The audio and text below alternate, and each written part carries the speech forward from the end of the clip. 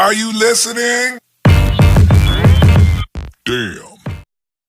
Another episode of Trash Talk. With me, as always, TJ O'Connor. A special guest tonight, once again, Joey Hart. Trash Talk is brought to you again, as always, by Cram Chronicles Entertainment, Valhalla Combat Sports, Ink Shrinks Tattoo out in New Brighton, Minnesota, and the One Union. How you guys doing tonight?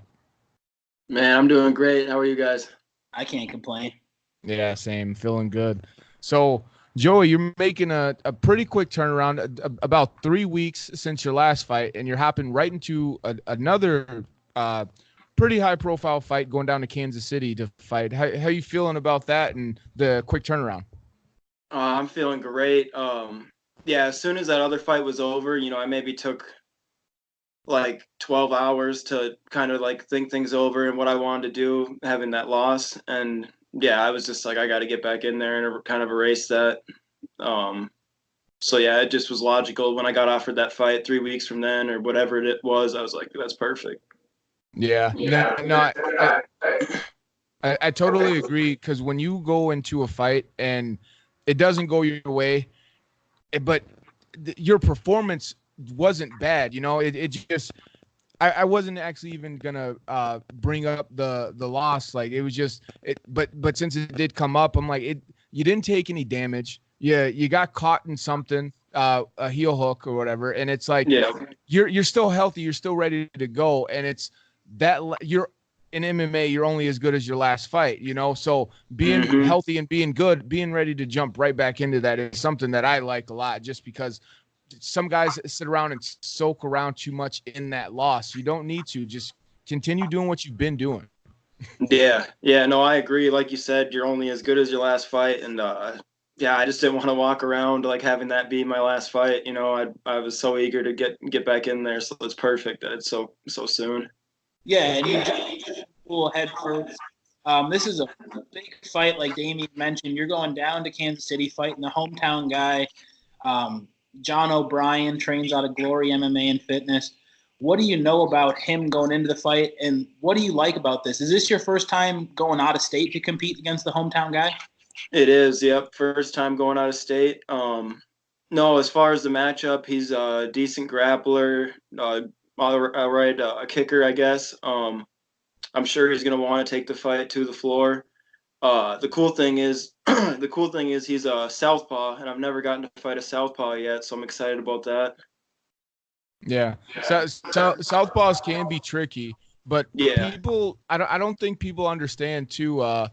The same tricks or things that are there for a southpaw are there for an orthodox fighter when you're fighting a southpaw. You both have the same kind of attacks. If you don't focus too much on the fact that you don't spar too many southpaws, I mean, that was one of the things that I got brought into with a lot of sparring with some of these boxers, is that because I am a southpaw, they'd bring me in. But as soon as just, I don't know, 1 or 2 rounds, you start to figure it out a little bit, and then going into that, I mean, all the same tricky techniques that they have, you have, and granted that you do have your ground game, you're pretty known for a striker. So I was like, I'd like to see how you handle a southpaw. I don't think it's going to be that much different for you, to be honest. That's just my opinion, though. No, yeah, I agree with that. And my head coach, Brock Larson, he's a southpaw. My boy Cole Seibert, he's a lightweight. He's a southpaw. I've been getting a lot of rounds with him. There's some southpaws at the boxing gym. So, I mean, it's nothing new to me. And like you said, every advantage that the southpaw has on me, I also have on him, with like the power side and all that, the open side. Exactly. So, And it's good to get these things out of the way. I mean, for the people that haven't seen the first interview we did with you, that's one of the things we touched on, is getting to experience all these things during that amateur level. So taking a fight out of state against the hometown, taking a fight against the southpaw. These are all learning experiences here. And when you go down to Missouri and beat this guy up, you're going to feel even more confident about your abilities moving forward. Yeah, couldn't agree more. I mean, you don't want your first time facing a southpaw to be like a big professional fight. It's good to get that in the amateurs. Yeah. And, Experience points matter. I don't think enough people focus too much on that. They focus on trying to look good, trying to, I don't know, their presence. I don't exactly know what I'm trying to say with that, but like they focusing on the other things instead of trying to get the experience that they need that's going to help them out when they become professionals. You know what I mean? Like fighting a type of style that might not fit your style, just to get out of your comfort zone.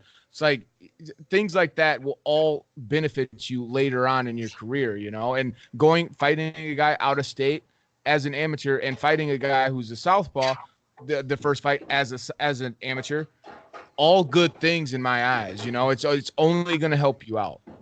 Yeah, no, definitely. And I think, like you said, it's all about the experience. Like, I've had 9 fights now, and I feel like all 9 of those guys were very different stylistically. So it's just getting that experience. You know what I mean? Every kind of style I want to try to beat, and then take that experience to the pros.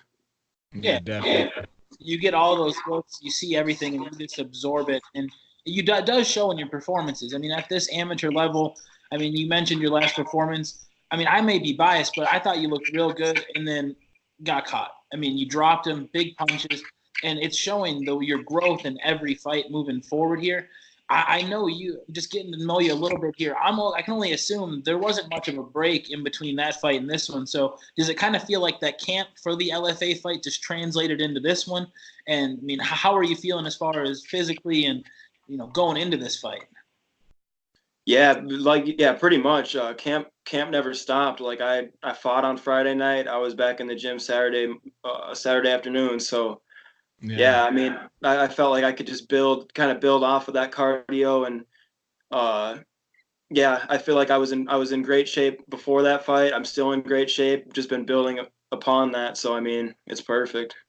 Yeah, I definitely can't wait for this fight. And what's something that you plan to not necessarily do to your opponent, because we never like to ask people to share a game plan. Why tell your opponent what you're about to do before you go do it, But what's something that you think that you'll be able to show off in this fight, or something that a challenge you're looking for to see how you actually react? Because that's something that I speaking with you previously, I feel like you're one of those guys that want to see, like, I don't know how I do in this situation. I want to see though, and I kind of feel like you have that kind of attitude, No, definitely. And I mean, not even like a stylistic thing, but just going and fighting that kid in his hometown, going out of state, having the crowd against me. I'm super pumped for that, to see how I handle it pretty much, and see how I feel about that, because it's something I got to get used to if I want to make it, in the big time. I'm going to be facing those hostile crowds.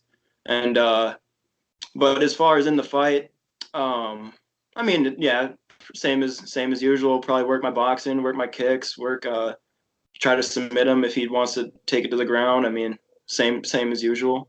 Yeah, you just reminded me of a Nate Diaz quote. He says, "I'm gonna hit him, try not to get hit, do some ninja shit." Like, yeah, pretty much. That sums it up. That's the game. Keep it simple. Yeah. I really like it. Is there? We all know that you're training over at Start BJJ. Is there any teammates or any other teams or coaches you'd like to shout out before we wrap it up? Yeah. Chaz at the St. Cloud Golden Gloves Boxing. He's been helping me a lot with my hands, so that's been great. Yeah. And then the usual people at Start. Brock, Angel, Bobby, Cole. My roommate Max. He's been helping me a lot since I'm fighting a southpaw. He's been going southpaw every round we've been doing. So Max Bradley, he's someone to watch out for.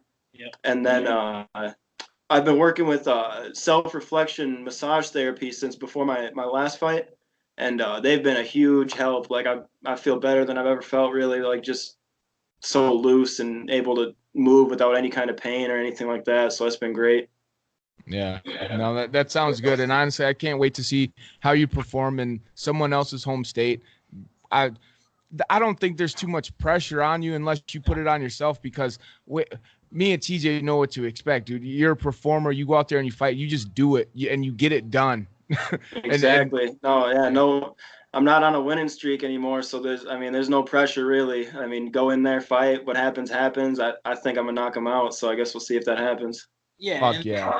And, personally speaking, that's my favorite part about your fighting style is just your calmness. And, you mentioned going into the guy's home state for the first time. That's a trip that I've made with Damien a couple times. All I can say, any advice, is just embrace it, because they're only going to boo you until they see you fight. Once they see you fight, they're going to see how much of a badass you are, and they're going to be the ones trying to offer you a beer at the end. So embrace it. It's the same cage. It's the same rules, and I look forward to seeing the performance. Hopefully someone gets a video, obviously being down in there. I'm not sure if they're streaming it or if you're aware of that at all. Yeah, I don't know as far as streaming, but I do have some family coming, so hopefully someone will get a video. Someone will definitely get a video, I'm sure. Oh, yeah. Looking forward to it, Joey. Like I said, man, I truly do believe you're one of the best prospects coming out of the state here. I look forward to seeing you bounce back, and we'll speak again soon, sir. Awesome. Thanks for having me, guys. Damn.